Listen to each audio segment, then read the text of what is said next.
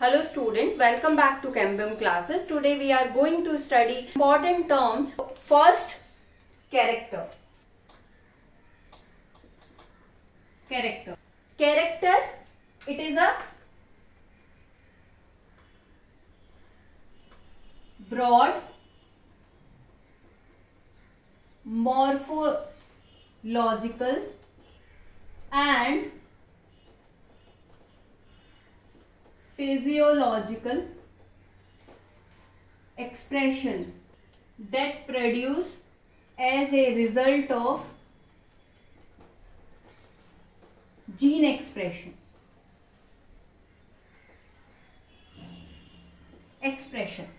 So student, observable feature जिसे हम observe कर पाए वो कहलाता है character.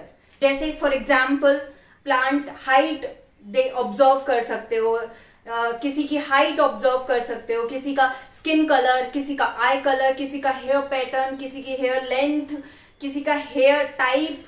ये क्या है? डिफरेंट टाइप के कैरेक्टर्स हैं जिन्हें आप ऑब्जर्व कर सकते हो. ऐसा कोई भी फीचर स्टूडेंट जो आप अपनी आंखों से, जो आप अपने आईज के थ्रू ऑब्जर्व कर सकते हैं, that is known as a character. और इसके एग्जाम्पल्स हैं स्टूडेंट.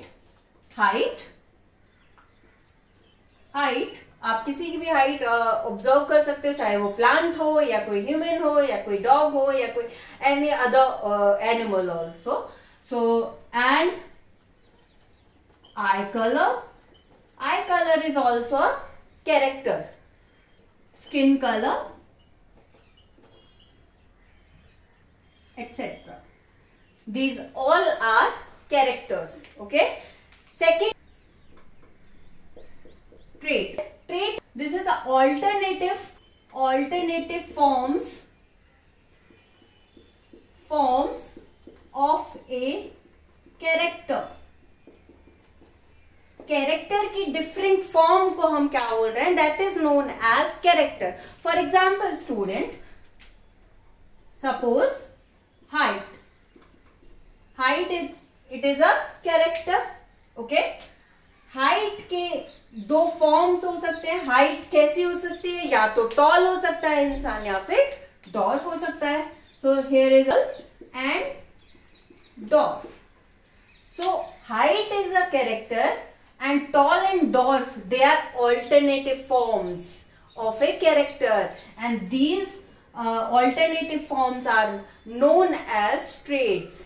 And another, एक और एग्जाम्पल ले लो, जैसे आई कलर के कितने फॉर्म्स हो सकते हैं? आप बोलोगे मैम इसके तो काफी हैं. फॉर एग्जाम्पल ब्राउन आईज होती हैं, ब्लैक आई भी प्रेजेंट होती हैं, ब्लू भी होती हैं, ग्रीन भी प्रेजेंट होती हैं. So this eye colour is a character. And eye colour के जो डिफरेंट कलर्स हैं, जैसे brown eyes, black eyes, blue eyes, they all are consider as a traits. Okay. So now is known as gene. So student, what is the meaning of gene? Gene is a segment of DNA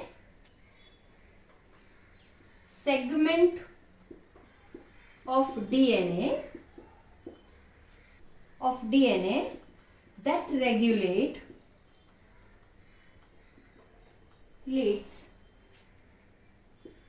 the expression of a character. So gene क्या है? It is a segment of DNA. Okay. यानी कि humans के cell में nucleus present होता है. Nucleus में genetic material present होता है. जेनेटिक मटेरियल को हम बोलते हैं DNA.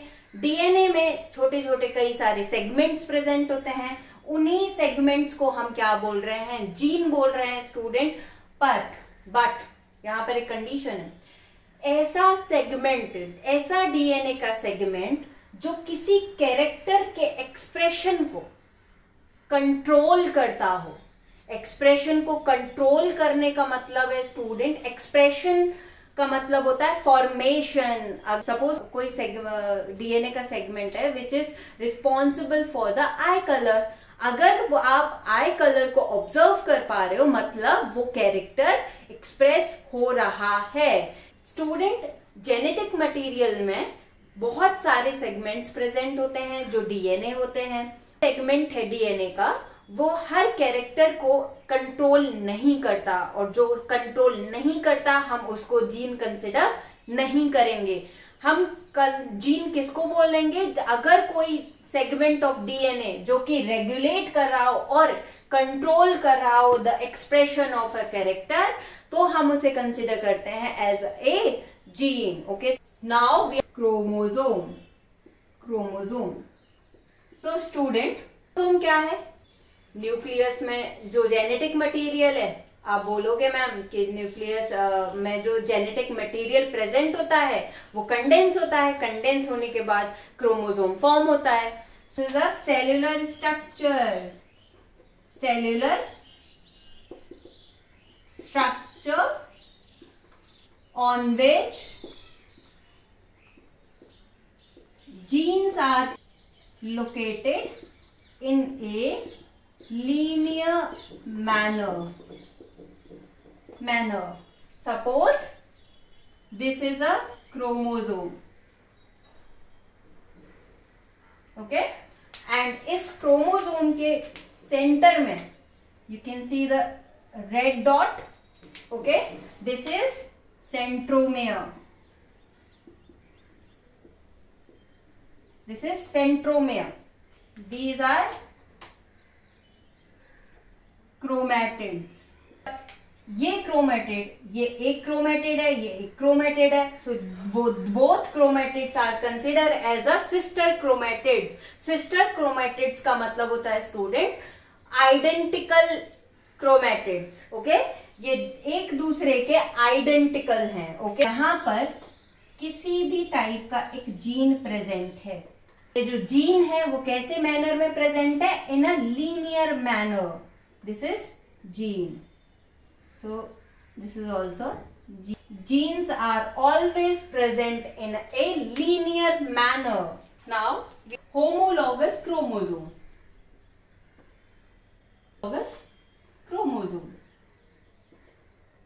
Homologous chromosome student, it is a pair of chromosome, chromosomes in a diploid organism that have genes for the same character. Suppose एक diploid cell है, okay, we are taking a diploid cell, so this is diploid cell.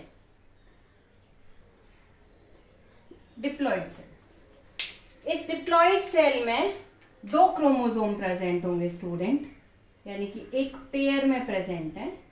और student इनका जो chromosomes का जो shape है, जो size है, ऐसा है, सेम है स्टूडेंट। एंड इन सेंटर में ये है सेंट्रोमियर। ओके स्टूडेंट, इन सेल्स में इन दोनों क्रोमोसोम्स में एक ही सेम पोजीशन पर, सपोज यहां पर एक जीन प्रेजेंट है और सेम अनदर क्रोमोसोम में सेम पोजीशन पे अनदर जीन प्रेजेंट है। ओके, ये जीन सपोज करो यहाँ पर ए है और यहाँ या तो एक कैपिटल ए है या फिर एक स्मॉल ए है। ओके, बट जीन कैसा है? ए ही प्रेजेंट है, यानी कि सेम जीन प्रेजेंट है ऑन अ सेम लोकेशन और इन सेम पेयर। ओके, एक ही पेयर में एक ही टाइप का जीन प्रेजेंट है फॉर ए कैरेक्टर। किसके लिए? For a character, same character के लिए। अगर ये हाइट के लिए रिस्पॉन्सिबल है तो इस क्रोमोसोम में भी ये हाइट के लिए ही रिस्पॉन्सिबल होगा।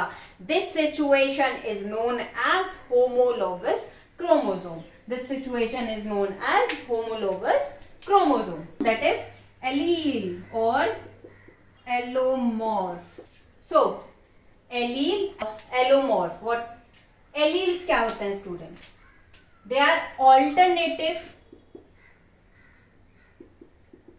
native forms of a gene. Native forms of genes, or each allele controls one trait of a character. Alleles क्या है? They are alternative forms of a gene. Okay दूसरी चीज हमने क्या बोली है? Each allele control one trait of a character. Okay यानी कि अगर कैरेक्टर, एग्जाम्पल, अगर कैरेक्टर हाइट है तो इसके दो फॉर्म्स होंगे, ट्रेट्स होंगे, जिसे एक को बोल रहे हैं हम टॉल और एक को बोल रहे हैं डॉर्फ.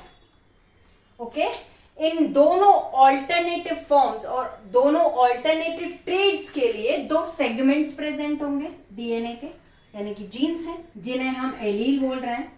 तो टॉल के लिए मेंडल ने कैपिटल टी रखा है. Okay capital T. और डॉर्फ के लिए small T. Okay height single type का कैरेक्टर है. इस कैरेक्टर के दो ट्रेड्स हैं. इन दोनों ट्रेड्स को अलग अलग टाइप का एलील कंट्रोल करता है. That is tall, for tall के लिए है कैपिटल टी और स्मॉल डॉर्फ के लिए है स्मॉल टी. ओके एंड सबसे important student, that alleles are always present on same locus. locus means location की बात हो रही है student. Suppose this is a chromosome A and this is chromosome B. A chromosome or here is a B chromosome. Okay, so student, you can see the blue dot. This is centromere. Centromere. यहां पर एक gene present है. Okay ये है A और यहां पर भी A प्रेजेंट है. ओके तो ये दोनों क्या है? क्योंकि सेम लोकेशन शेयर करते हैं तो it is consider as a allele. Okay so a gene कैसा है? एलील है क्योंकि सेम लोकेशन को शेयर करता है. सपोज स्टूडेंट यहां पर एक और है. This is B and here is also B. तो ये दोनों एलील है. बी भी सेम लोकेशन शेयर करता है तो ये भी कैसा है? एलील है. ओके बट ए और बी, ओके ए और बी दोनों ही अलग पोजीशन और अलग अलग लोकेशन पर प्रेजेंट हैं. इसीलिए ए और B they are consider as a gene. They are not consider as a allele because allele का मतलब है दोनों क्रोमोसोम्स में सेम लोकस और सेम लोकेशन को शेयर करना. यानी कि gene A of chromosome number A और gene A of chromosome number B, इन दोनों की जो लोकेशन है वो कैसी है? सेम है. तो they are consider as a allele. Same with B. B भी कैसा है? एलील है. बट सपोज करो यहां पर एक और एलील प्रेजेंट है स्टूडेंट, एलील सी. ओके और यहां पर भी सी प्रेजेंट है. तो जो ए और सी दोनों क्या हैं? Both are genes because they are present on a different location. They are not present in a same location. That's why they are not considered as a allele. They are considered as a gene. What is the meaning of homozygous? Homozygous means if a diploid organism contains identical allele for a character. So homozygous means क्या है student? अगर किसी diploid cell में, okay, अगर किसी diploid cell में जो alleles हैं वो कैसे हैं? सेम प्रेजेंट होते हैं. For example height is a character, okay. और हाइट के दो फॉर्म्स हो सकते हैं, या तो वो टॉल हो सकता है या फिर डॉर्फ हो सकता है. टॉल और डॉर्फ. अगर होमोजाइगस है स्टूडेंट, तो होमोजाइगस का मतलब है प्योर पेरेंट, ओके. प्योर की बात हो रही है, तो मतलब, तो अगर ये होमोजाइगस कंडीशन है तो कैपिटल टी होना चाहिए और स्मॉल टी होना चाहिए. बिकॉज एक सेल में स्टूडेंट दो सेट ऑफ क्रोमोसोम प्रेजेंट होते हैं और दोनों सेट ऑफ क्रोमोसोम पर सेम लोकेशन पर अगर सेम टाइप का एलील प्रेजेंट है, यानी कि दोनों क्रोमोसोम में कैपिटल टी प्रेजेंट है या फिर स्मॉल टी प्रेजेंट है, ओके, तो that situation is known as homozygous chromosome. Okay, that situation is known as homozygous chromosome. Another is heterozygous. Heterozygous is also known as hybrid. Okay, इसका मतलब होता है student, if a diploid organism contains non-identical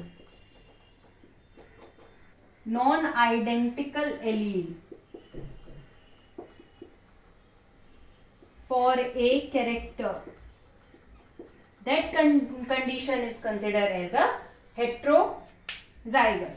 diploid cell है, यहाँ पर एक ही character के लिए दो क्रोमोसोम प्रेजेंट होंगे एंड सेम लोकेशन पे एक एलील भी प्रेजेंट होगा, बट क्रोमोसोम नंबर 1 और क्रोमोसोम नंबर 2, क्रोमोसोम नंबर 1 में ये एलील है कैपिटल टी, इन क्रोमोसोम नंबर 2 में ये है small T. But both alleles or they are responsible for the same character, that is height, but both alleles यानी कि दोनों जो जीन्स है both alleles are different, so that situation is considered as a heterozygous, यानी कि capital T और small T both are hybrid, यानी कि ये कैसे हैं? हेट्रोजाइगस. और अगर हेट्रोजाइगस कंडीशन है किसी भी ऑर्गेनिज्म में, तो वो ऑर्गेनिज्म उस पर्टिकुलर कैरेक्टर के लिए क्या हो जाएगा? Heterozygous.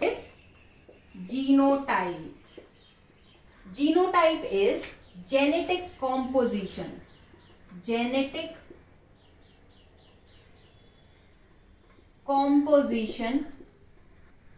For a character.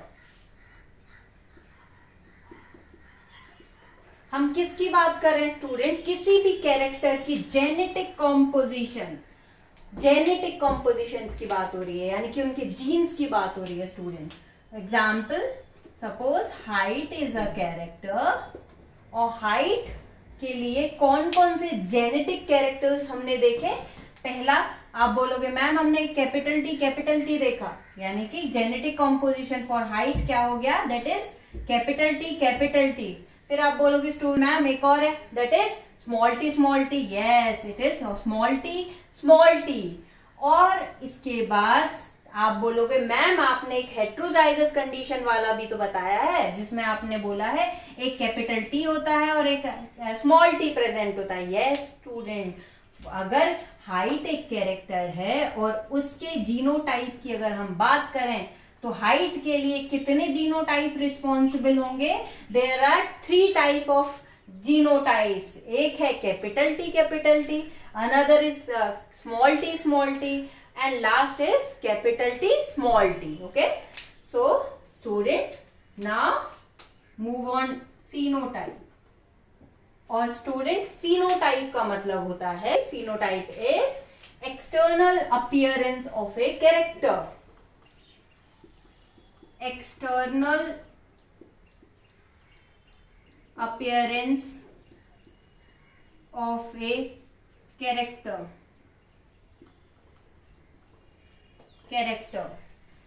External appearance, ऐसी अपीयरेंस जो हम मॉर्फोलॉजिकली या फिर हम ऑब्जर्व कर सकते हैं, ऐसी अपीयरेंस को हम क्या बोलते हैं, that consider as a phenotype. तो कैरेक्टर हमने एग्जाम्पल में लिया है, अगेन दैट इज हाइट. और हाइट के लिए दो टाइप के फिनोटाइप हो सकते हैं, एक होता है टॉल और एक होता है डॉर्फ, जिन दोनों को आप देखकर बता सकते हो कि ma'am this is tall person और दिस इज डॉर्फ पर्सन. सो उनको हाइट की किसी भी फॉर्म को अगर आप सामने से ऑब्जर्व कर सकते हो तो वो कहलाएगा फिनोटाइप. अगर किसी का आई कलर आप ऑब्जर्व कर सकते हो तो वो कहलाएगा phenotype. Term is dominant. If any allele able to express in both homozygous and heterozygous condition, okay, that situation is known as dominant. Dominant का मतलब स्टूडेंट, अगर कोई भी एलील होमोजाइगस कंडीशन और हेट्रोजाइगस कंडीशन में अपने आप को एक्सप्रेस कराता है, okay, that situation is known as dominant. Suppose student हमने लिया प्लांट ए, ओके, और लिया प्लांट बी. ए का जो जेनेटिक कैरेक्टर है capital T and this is small T. So ये सिचुएशन कैसी है स्टूडेंट, होमोजाइगस सिचुएशन है. अगर हम इन दोनों का फ्यूजन करा दें तो जो F1 जनरेशन हमें मिलेगी that is capital T and small T. और ये सिचुएशन कैसी है, heterozygous. Okay, so student basically हो क्या रहा है, डोमिनेंट का मतलब क्या है कि कैपिटल टी अगर होती है तो वो क्या होगा, टॉल होगा. अगर कैपिटल टी और स्मॉल टी प्रेजेंट है तो स्टूडेंट कैपिटल टी अगर प्रेजेंट है, चाहे वो 2 नंबर में हो चाहे वो सिंगल नंबर में हो, पर्सन कैसा होगा, tall. So in this condition ये कैसी है, होमोजाइगस कंडीशन. ओके, तो अगर कैपिटल टी है तो होमोजाइगस कंडीशन में भी वो इंसान टॉल है. और ये कंडीशन कैसी है, दैट इज हेट्रोजाइगस. और हेट्रोजाइगस कंडीशन में भी वो कैसा इंसान है, टॉल है. तो मतलब टॉल होमोजाइगस कंडीशन हो चाहे वो हेट्रोजाइगस कंडीशन हो, दोनों में जो रिजल्ट मिलेगा हमें वो कैसा होगा, डोमिनेंट एलील का. Okay, another that is recessive. Okay, और रिसेसिव एलील का मतलब होता है student, it able to express itself in only homozygous condition. ठीक है, condition is said to be recessive.